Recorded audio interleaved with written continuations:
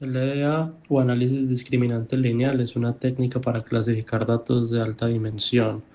El problema que LDA resuelve es cuando tenemos muchas variables y etiquetas de clase, queremos reducir dimensión sin perder la capacidad de separar estas clases. LDA proyecta los datos sobre la dirección que maximiza esa separación. Aquí podemos ver entonces dos clases y la idea es ver si podemos comprimir una sola dimensión sin que las clases se mezclen. Esto con la ayuda de LDA. Este método se construye sobre el clasificador bayesiano. La idea es, dado un punto nuevo, asignarlo a la clase con mayor probabilidad de haberlo generado. Para eso se necesita inicialmente una probabilidad a priori de cada clase, que es simplemente la proporción de observaciones en los datos de entrenamiento. Aquí podemos ver también el teorema de Bayes, que da la probabilidad posterior, qué tan probable es la clase K, dado que observamos X en el numerador, tenemos la densidad condicional multiplicado por la a priori. Esta función f sub k de X es la densidad de la clase K. LDA la va a modelar como una gaussiana. La regla del map elige la clase que maximiza este producto y el denominador se cancela porque es igual para todas las clases. Esta regla minimiza el error de clasificación. LDA modela cada clase como una gaussiana multivariado. En azul tenemos la constante de normalización y en naranja la distancia de Mahalanobis, que mide qué tan lejos está X del centro mu sub k, ajustado por la forma de la distribución. Cuanto mayor sea la distancia de Mahalanobis, menor es la densidad y menor la probabilidad de pertenecer a esa clase. El supuesto es que todas comparten la misma matriz de covarianza sigma y solo los centros mu sub k difieren entre clases. Con este supuesto, calcular la log-razón entre dos clases, los normalizadores son idénticos y se cancelan y tenemos una función lineal en X, lo cual significa que vamos a tener una frontera de decisión como un hiperplano. Esto nos dice por qué LDA es un clasificador lineal. No es un nombre arbitrario, sino que es una consecuencia directa del supuesto de covarianza compartido.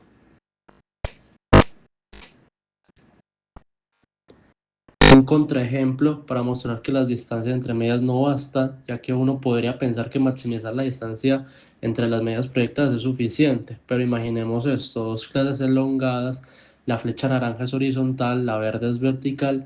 Al proyectar sobre W2 la distancia entre medias es grande, pero los puntos de las dos clases se mezclan completamente, por lo cual el criterio falla porque no penaliza la dispersión interna que hay en cada una de las clases. Con W1 la distancia entre medias es menor, pero también la dispersión interna es mínima, las clases quedan perfectamente separadas. Esto es lo que llamamos el criterio de Fisher, como vemos en pantalla, que es la distancia entre medias al cuadrado dividido por la varianza total.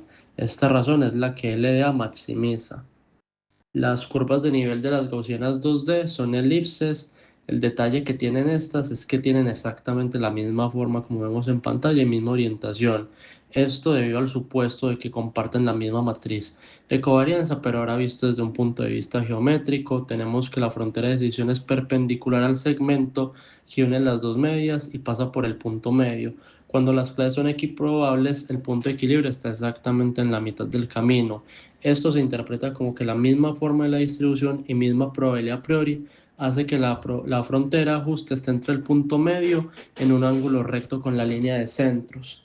Esto uno podría estar tentado a compararlo con PSA, que es un método de reducción de dimensionalidad más conocido, no supervisado, no usa etiquetas y su objetivo es capturar la varianza total, mientras que el EDA supervisado usa etiquetas y maximiza separación entre clases.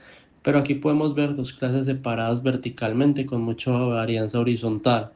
El primer componente principal de PSA apunta horizontalmente para maximizar la varianza. Al proyectar las clases se mezclan completamente. PSA captura varianza, pero no sirve para clasificar. LDA, en cambio, va a apuntar verticalmente, como vemos en la pantalla. Azules arriba, rojos abajo. El punto en el origen es la frontera de decisión de PSA, que optimiza PSA optimiza representación, LDA optimiza la discriminación entre las clases. Como podemos ver, aquí se pueden quedar clasificadas en una sola dimensión, pero todavía de forma separada.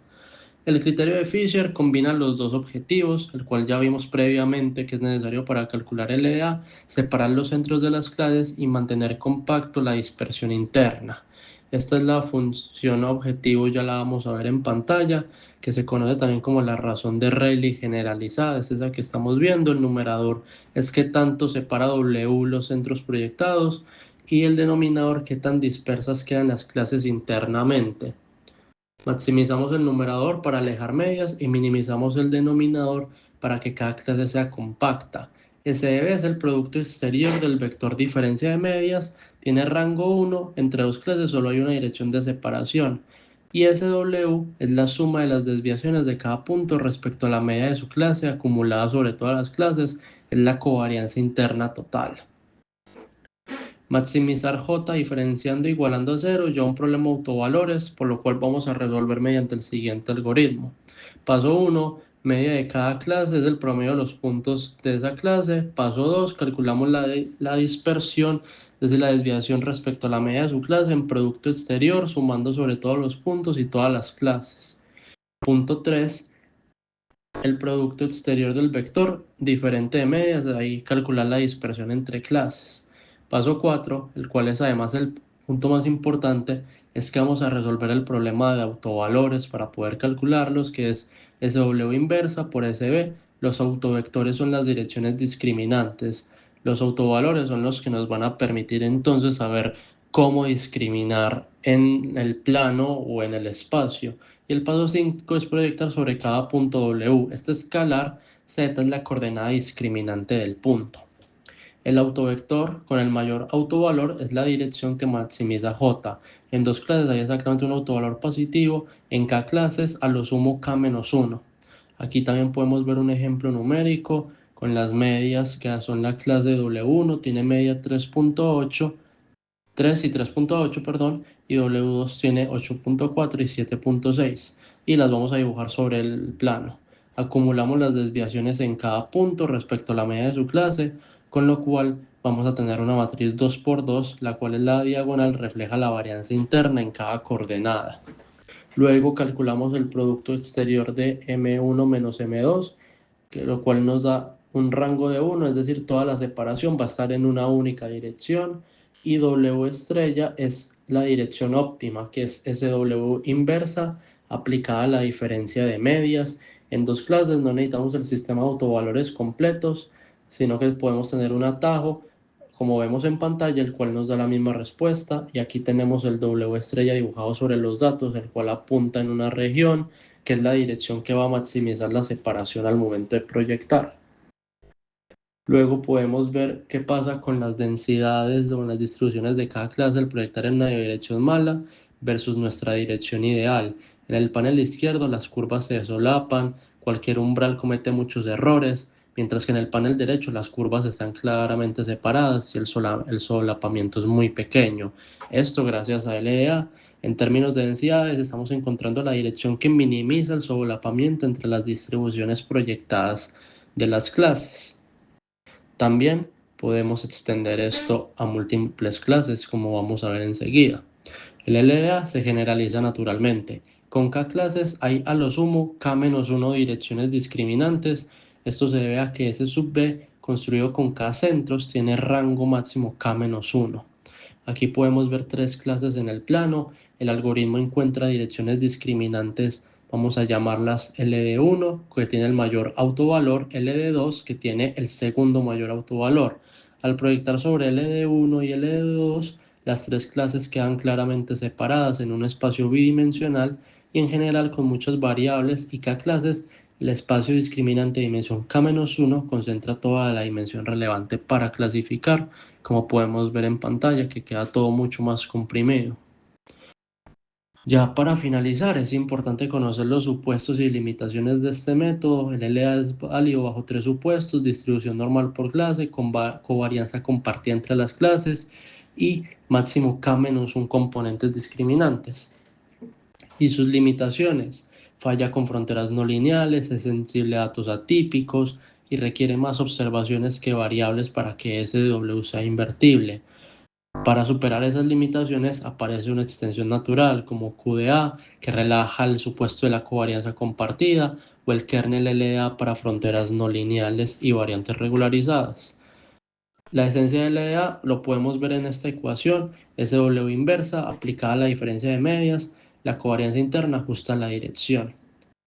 Y aquí la limitación crítica respecto al problema de la varianza, dos clases con la misma media pero distinta dispersión, a simple vista son distinguibles, la azul está cerca del origen y la roja está lejos, pero para LDA, como M sub 1 igual a M sub 2, S sub B es la matriz 0, entonces JW es 0 para cualquier dirección en la cual uno elija. LDA es completamente ciego a la diferencia de varianzas, la información discriminante está en la varianza, no en la media, y LDA no es capaz de verla.